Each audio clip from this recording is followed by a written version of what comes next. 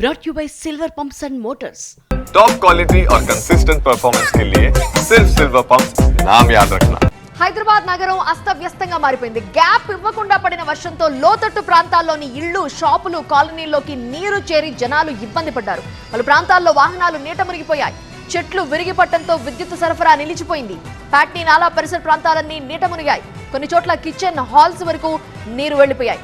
Current పోయింది. తినేవాటికి కూడా ప్రజలు బయటికి రాలేని స్థితి రావటం భయానక అనుభూతి కలిగించింది అని జనం చెబుతున్నారు. పైగా కాలనీలో ఇళ్లలోకి 4 అడుగుల మేర వర్షపు నీరు చేరడంతో ప్రజలు తీవ్ర ఇబ్బందులు పడ్డారు. వర్ష బీభత్సంపై మరింత సమాచారం మా కరెస్పాండెంట్ శ్రవణ్ అందిస్తారు.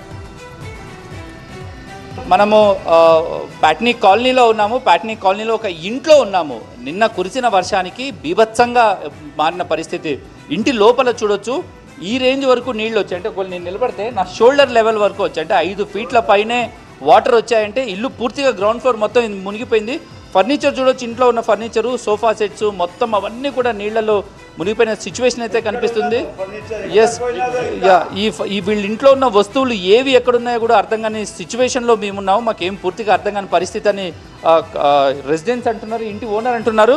ఒక్కసారి చూడొచ్చు, మొత్తం పూర్తిగా కూడా ఈ టేబుల్స్, చైర్లు, ఇంట్లో ఉన్న కిచెన్ సామాను అండ్ వాటర్ బాటిల్స్ పూర్తిగా కూడా అక్కడ ఉన్న స్టీల్ సామాను, ఇల్లు పూర్తిగా నామరూపాలు లేకుండా జరిగిపోయిన పరిస్థితి మనకు కనిపిస్తోంది. ఏ వస్తువు కూడా ఉన్న చోట లేదు, పూర్తిగా కూడా డ్యామేజ్ అయిన పరిస్థితి కనిపిస్తుంది. సో ప్రస్తుతం ఈ ఇంటి లోపలే ఉన్నాము. ఇంటి లోపల మొత్తం అదంతా కిచెన్, డైనింగ్ ఏరియా అదంతా కూడా పూర్తిగా డ్యామేజ్ అయిన సిచ్యువేషన్ అయితే కనిపిస్తోంది.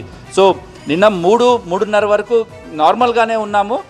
3:30 ప్రాంతంలో కొద్దిసేపు వర్షం పడింది. వర్షం పడిన 10-15 నిమిషాల్లోనే పూర్తిగా కూడా ఈ నీళ్ళన్నీ రావడం జరిగింది. 5 ఫీట్ల లోపల వెంటనే మేము ఇక్కడ ఉన్న ఫలంగా ఇళ్లను ఖాళీ చేసి వెళ్ళిపోవాల్సిన సిచ్యువేషన్ ఏర్పడిందని అంటున్నారు.